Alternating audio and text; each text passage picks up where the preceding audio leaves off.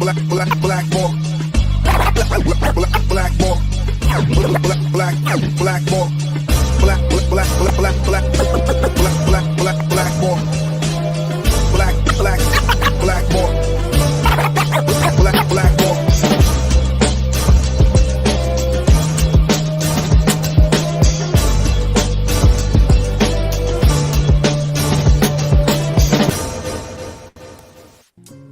What is up, everybody? My name is James D. Fiore, and this is Blackballed. My guest today has probably one of the most interesting bodies of work for any rapper, I think, in Canada. He's one of those guys. There's a few artists like this. There's like guitarists that no one else has ever heard of, and the industry, not that no one's ever heard of D-SISIVE, but just giving you an example. And the industry cats, like the guitar players, are like, oh, that guy's the best guitar player. He's fucking amazing. This kind of, I mean, he had some successes in Canada, no doubt. He had a bunch of stuff on the radio. He had a hit, but his biography is, I think, what people kind of were drawn to. He's had a tough go of it. I'll let him explain it. But the way that his life trajectory went, as he told me just earlier before we went on air, it is sort of like a movie, and it's got tragedy in it, and it's got redemption in it, and it's got a whole bunch of stuff.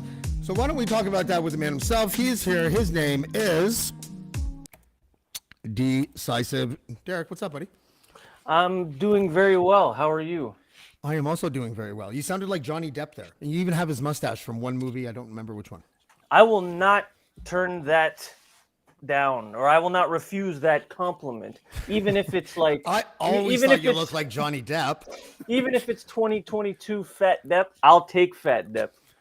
I'm not opposed to Fat Depp. Hold on. I want to post a link so we can get some people in here live. Yeah, there's gonna be. Okay, cool. Dude, Dean Blundell. I didn't announce. I'm cutting you off. You're getting mad. No, hold on. What's the exact link to this? Just because I want to put it on Instagram. Here, hold on. Sext it to me. Yo, Dean Blundell just tweeted. Yeah, he's my boss, dude. Yeah, I wanted to ask what the connection was. Yep, that's it. We were on the Dean Blundell network, and then it was merged or whatever with another company, and now we're called Crier Media. Yeah. So if you look at the link I just sent in the chat thing, is that good? Yeah. I wonder if there's a way. Can you text that to me? I know this is very unprofessional, but just so I can go. What's good about this, Derek, is that we're doing it live on air because this is the best content, right? We could do 4 hours of this content, I think. Yeah. Dude, you need to tell Dean Blundell that I want to be his friend and I want to go on his show. I love Blundell, man. So seeing him tweet me is a bit of a trip to me right now. He's the greatest DJ we've ever had in this country, I think. Yeah. Like, I'm not talking about hip hop DJs and shit. I'm just talking about radio guys. Yeah, he's a 1,000,000,000% up there. Yeah, look at my camera now. That's great. That's good stuff, guys. Yeah, but you're still very clear. No, not clear at all now. I have no picture at all. Great. Oh, now you're gone.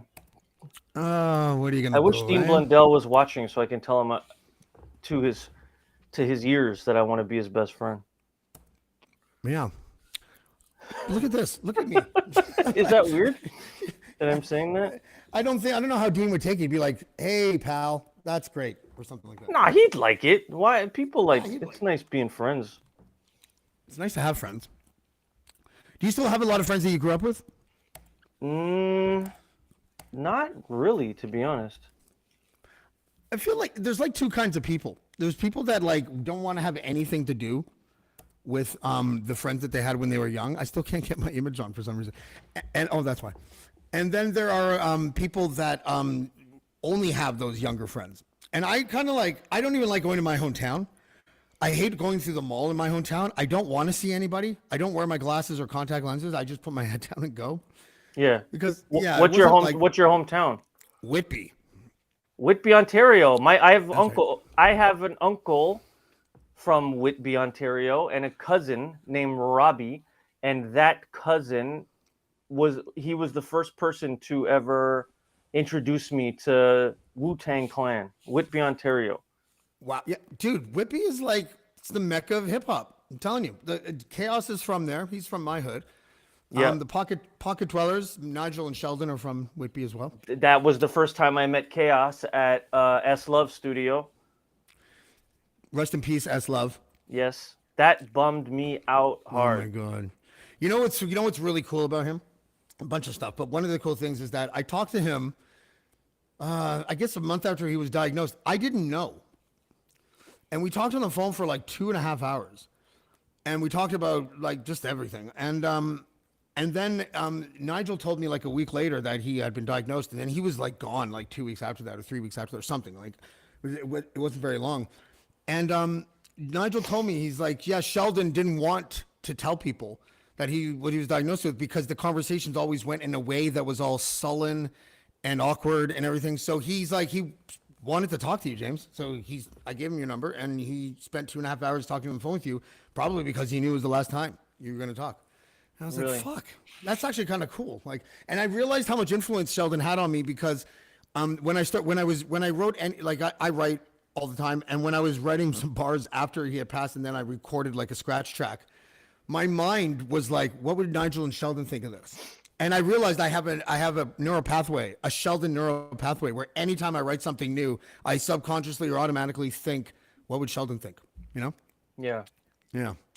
But did you work with him a lot? I didn't know that. No, we worked once many years ago via Orrin Isaacs, who we spoke about the other day. Orrin Isaacs was, for those of you listening who are unaware, he was the band leader / musical supervisor on Open Mic with Mike Bullard, Canada's probably only like talk show ever. Yeah. And When I got to know, yeah, sorry, go ahead. no, well, Orrin did an album called Where I'm From, and I think I was on 2 songs. One of them was called Where I'm From. No, the album was called Where I'm From, and the song was called EW because we were both from Eglinton West. So Orrin wanted to do a song to pay homage to our street, and S Love produced it.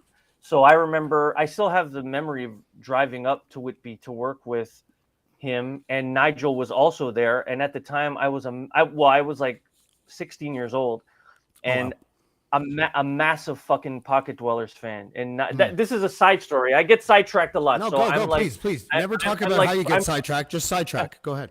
Yeah, I'm prefacing this interview with an apology because I'm all over the place. Plus, he had just had a schwitz, everybody. So I did. That is a true story. I just got back from the pool, and yeah. So when I came back, maybe 6 or about 3. Well, I came back officially 4 months ago, but I started toying around with verses and the odd song here or there about 6 or 7 months ago. I dropped a few singles called the Suboxone Diaries, and Nigel messaged me and on Facebook, and I hadn't been on Facebook for like 5 years, but he was one of the first people to message me and, send me this huge message about, how happy he is to see me back and how proud he is of me. And he remembered me from being a kid, and and it almost brought me to tears because he's one of those artists whom I forever worship, and he is like a massive talent and one of the reasons why I even wanted to rap. So to get a message like that from someone like him, it just made my brain explode. And you know what, man? Like knowing Nigel, I know him really well. He's a good friend. He meant every word of whatever he wrote. He's not the kind of cat to just blow sunshine, right? Like he meant it. And I think that plus he's got like 3 kids, a wife, and now a dog. He doesn't have got time for this shit. You know what I mean? No, so if he wrote Nigel it, he ain't got really time meant for it. that. He doesn't. Yeah, he really doesn't. No, it really meant the world to me coming from him, because he was someone that like many times I had seen Nigel perform, and I would walk away thinking, why am I doing this? Like I will never be that good. Here I am, a stiff white guy, just kind of going like this, and Nigel's all over the place. Like I'm talking about every stiff white guy. You know what I mean? Yeah. That's what she said. Yes. Yeah. There you go. Very Boom! good. Well done, Derek. One on the board. One on the board. One on the. Still got it. You need a soundboard so it can go smoking. Yes. Well, I do have one. Smoking. On Casual Friday, we have one. Ryan has the board. My Casual Friday is basically like this. I can do anything I want, but I don't want to do anything. So when it comes to assets and stuff, then I I pile it all up on my co-host Ryan, because I do so many podcasts that I'm just like burnt out by this time. Like I get, I don't want to sit there and I don't want to sit there Ryan, and just like have all these pictures floating around. Is Ryan your Jamie? Like, do you listen to Rogan? I used to listen to Rogan before he went to Spotify, and there was no reason why I really stopped. I think it's because I consumed him via YouTube. I don't really care about his politics. I don't care about any of that shit. I like his show because you learn more about Bernie Sanders in 2 hours on Joe Rogan than you do for 12 minutes on CNN. That's why I like it. Yeah. He's a good interviewer. He's a very good interviewer. I am. Yeah. But I don't like pay mine to like the bullshit. Like I don't know. The hand up there is more distracting than the light. There you go. Don't worry about it, man. I'm just trying to figure it out. It's so white. Do you have any lingerie you can hang on it, Derek? I might. That's a very probing. I'm wearing it right now. You only see the sweater. No, I'm just joking. I'm Winnie the Poohing it right now. No pants, just shirt. No, nothing. I'm trying to help you. The hiatuses in your career. Sorry, I know I want to talk about this because we really actually have like 50. Are you going to come on the Casual Friday? Yeah. It's literally like you won't have to do anything, and 5 minutes will go by, and then you'll be back, kind of thing. The gaps in your career, where you had to sort of decompress and regroup, are they connected?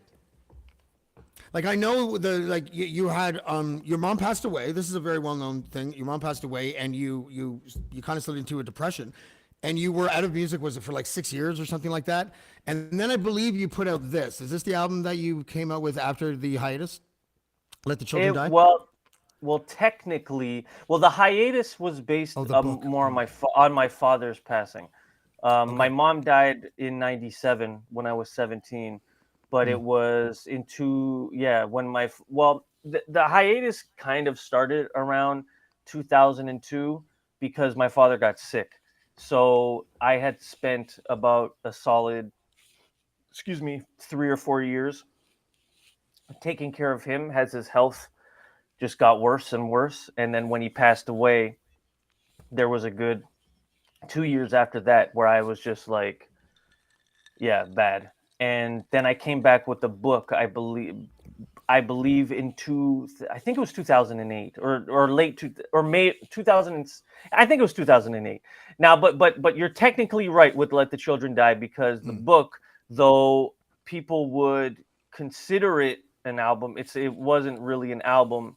And I always feel weird telling this story because the book really not just brought me back, but it kind of, as an artist, placed me on a completely different tier because when I faded away, I was more just like the battle rapper who didn't really have a voice, all the material. I was also confused back then, influenced by the success of Eminem. I thought I had to be like a shock rapper to be successful. I didn't really know where, but I also hadn't really lived. There were no life experiences. There was nothing to talk about.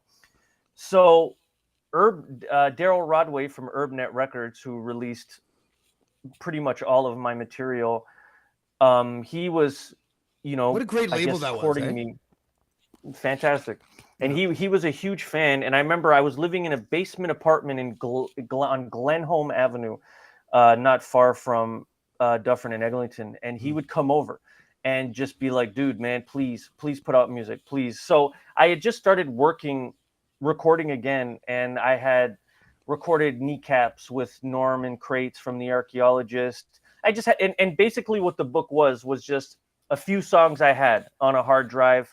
And Daryl was just like, well, let's just put that out. It's just so, people know you're coming back. And in the meantime, I was working on Let the Children Die, which is the album that you showed. And I was treating that like it was my masterpiece. That's why, it's weird for me to go back and re-listen to the material again, because the book doesn't really feel like a cohesive body of music to me. Right. People who are fans of that disagree, but that's why there's like the random, when white boys listen to hip hop song. It's just kind of, but it really was just here's 7 songs, here's an order that makes sense. And even the album like, to be honest, I hate the fucking cover of that album. Oh, Like is it just Spy versus it Spy didn't. for you? Is that why? Well, no, Let the Children Die I love. The Oh, that's book your I right. hate. Okay, the book. Yeah, Okay, yeah. no, this I love. Like that, it's Yeah, I love gritty. this image too. I if Yeah. Yeah, I would maybe do it. I would do it a little bit differently now, but that was like the birth of the Noblik character, essentially. But the book, that album, I fucking hate that album cover. Like it looks like total diarrhea, and we just didn't execute what we were going for. And I remember ruining a pair of Air Jordan 5s on the day that we took the picture for the book album cover. It still bothers me, and it's like They're worth like 17 one years Kanye later. now too, Jordan 5s, right? I think something like that. But what was I Yep. going to say? It's interesting because there are when our parents pass away, and we fall into a dark place. It can be because we miss the goodness that was in our life, but for some of us, it could also mean, fuck, we wish we had time to repair any of the things that maybe had gone wrong. Did you have which one did you have? Well, it to me, what I'm struggling with now, and it's been happening for a few years. It's not repairing. I don't know. My relationship with my father was like, and I don't say this in with a Yeah, victim tone. Like, I'm not one of those guys that it's the like. truth. But Whatever the but there truth is, the are. truth is. Yeah. Yeah.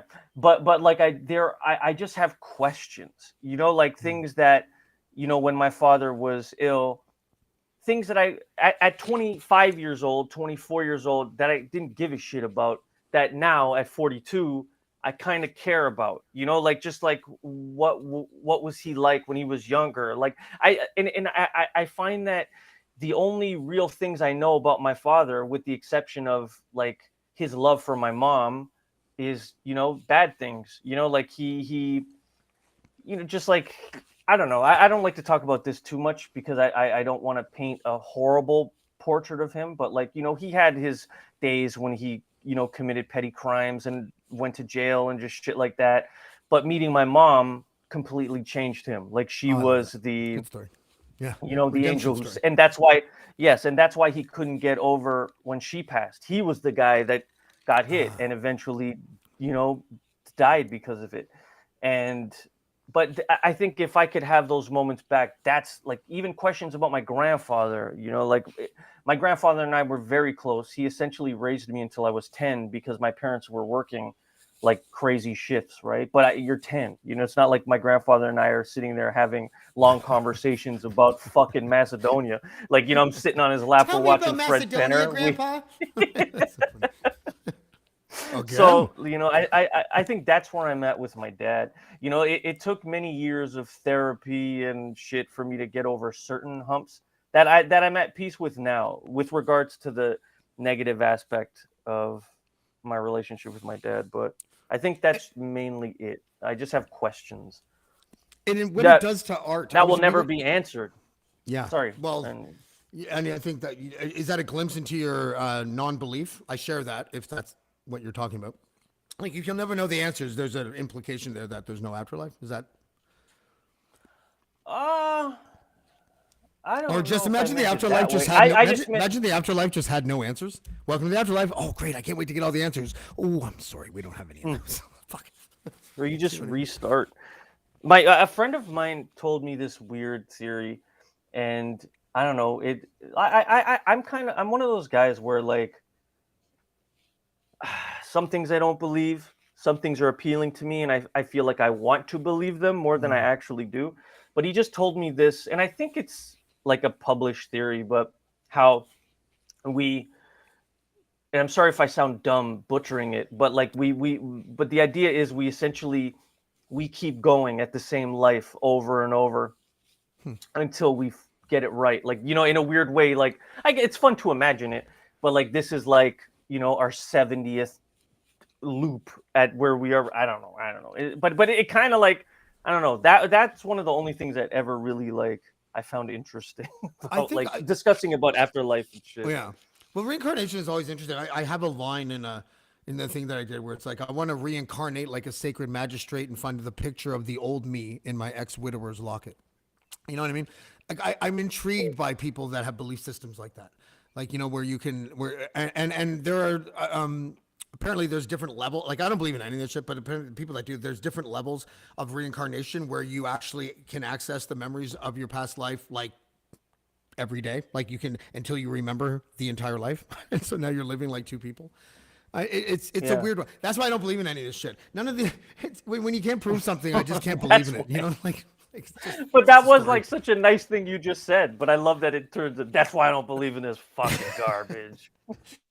It sounds like Amway. First you get to this level, and then you got to that level. Like it's just like, okay, yeah. I guess so. But there are certain things I will say I kind of do believe in, and it's hard for me to talk about them because I always feel like I'm saying something stupid. Like I feel like I'm not using the proper verbiage.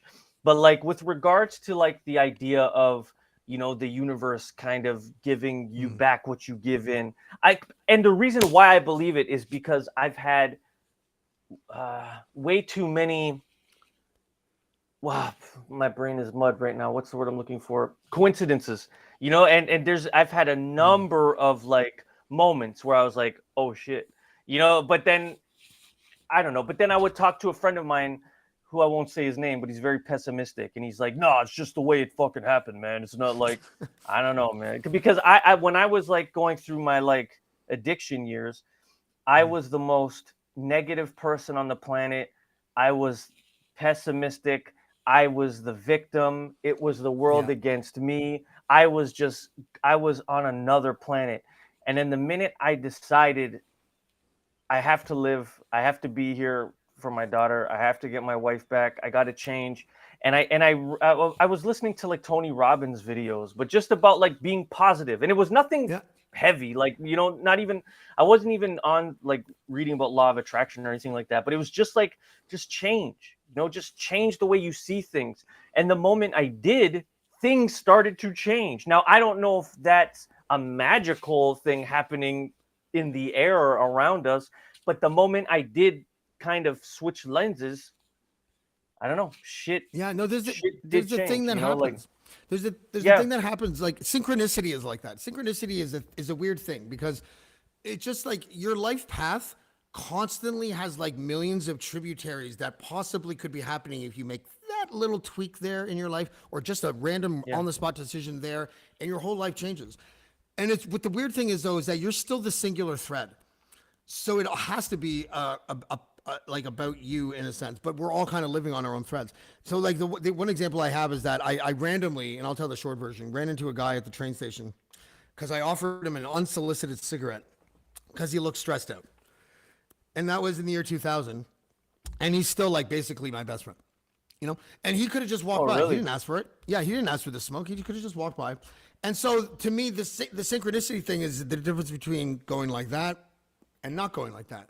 And it tells me, and it was Nigel that told me, he dropped me off at the Pickering GO station many moons ago. And he was like, I was just in a bad place. And he was like, dude, you know, you were a conductor, man. Like your life is just the instruments. And if you could make a song, then you're good. Why don't you try doing something for somebody without being asked?